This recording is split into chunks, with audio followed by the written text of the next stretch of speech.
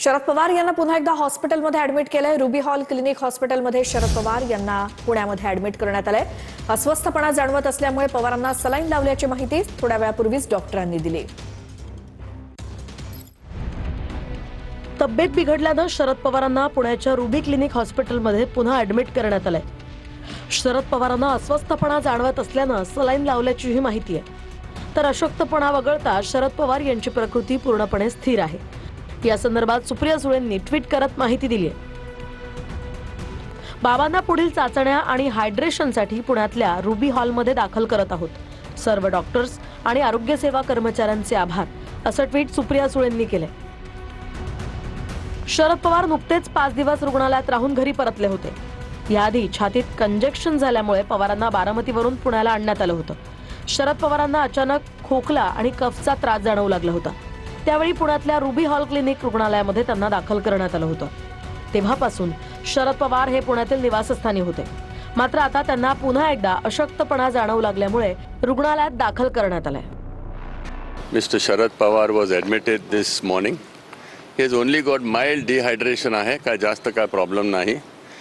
He is very stable and 1-2 दिवसात we will discharge him and send him home. His CT scan was done. The CT scan is okay.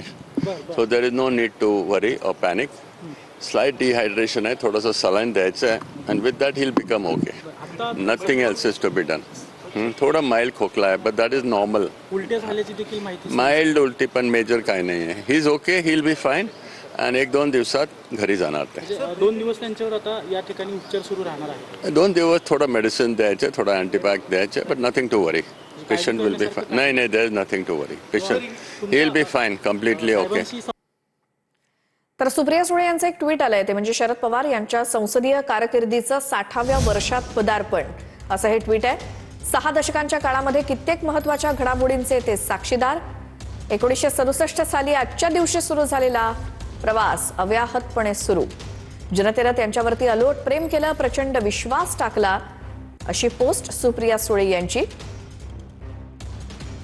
निमित्त शरद पवारांच्या संसदीय कारकिर्दीचं 60व्या वर्षात पदार्पण।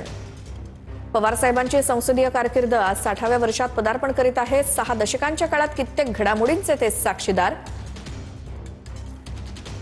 महाराष्ट्र विधानसभेचे सदस्य म्हणून 6 वेळा, तर विधान परिषदेचे सदस्य म्हणून शपथ घेतली। 7 वेळा ते लोकसभेत निवडून गेले, तर 2 वेळा त्यांनी राज्यसभेत प्रतिनिधित्व केलं। 1967 साली आजच्या दिवशी सुरू झालेला हा अविजित प्रवास आजही अव्याहतपणे सुरू। संपूर्ण प्रवासात त्यांच्यासोबत जीवाभावाचे सोबती कार्यकर्ते आणि सर्वात महत्त्वाचे मायबाप जनता ठामपणे उभी राहिली। जनतेनं त्यांच्यावरती अलोट प्रेम केलं, प्रचंड विश्वास टाकला। या विश्वासाच्या बळावरच हा प्रवास शक्य झाला, अशी पोस्ट सुप्रिया सुळे यांची। तर शरद पवार यांना पुन्हा एकदा हॉस्पिटलमध्ये ऍडमिट केलंय आज। या संदर्भात माहिती घेऊयात आमचे प्रतिनिधी अजिंक्य धायगुडे यांच्याकडनं। अजिंक्य, काय तिथले अपडेट? अगदी बरोबर आहे। आज सकाळी शरद पवारांना पुण्यातील रुबी हॉल क्लिनिक रुग्णालयात दाखल करण्यात आलेलं आहे। खरं तर शरद पवारांना खोकल्याचा त्रास होतोय, काही प्रमाणात उलट्या देखील झालेल्या आहेत आणि अस्वस्थ जाणवत होतं। यामुळे आज सकाळी शरद पवार यांना या रुग्णालयात दाखल केलं असल्याची माहिती मिळालेली आहे। खरं तर उलट्यांचा त्रास झाल्यामुळे काही प्रमाणात चक्कर देखील आली होती आणि डिहायड्रेशन देखील शरद पवारांना झालेलं आहे। त्यामुळे तात्काळ त्यांना सलाईन लावल्याचं डॉक्टरांकडून माहिती दिली जाते। तर त्यांच्यावर सीटी स्कॅन जो चाचणी असते ती देखील केलेली आहे। त्यांच्या रक्ताचे नमुने देखील घेण्यात आलेले आहेत आणि ते तपासणीसाठी पाठवण्यात आलेले आहेत। काही वेळात त्याचा रिपोर्ट देखील येईल। त्यामुळे खबरदारीचा उपाय म्हणून जरी प्रकृती स्थिर असली तरी सलाईन लावण्यात आलेले आहेत आणि उपचार चालू केलेले आहेत। खरं तर आज सकाळी दाखल केल्यानंतर इथून पुढे 2 दिवस शरद पवार या रुबी हॉल क्लिनिक रुग्णालयात ऍडमिट असतील, अशी देखील डॉक्टरांकडून माहिती दिलेली आहे।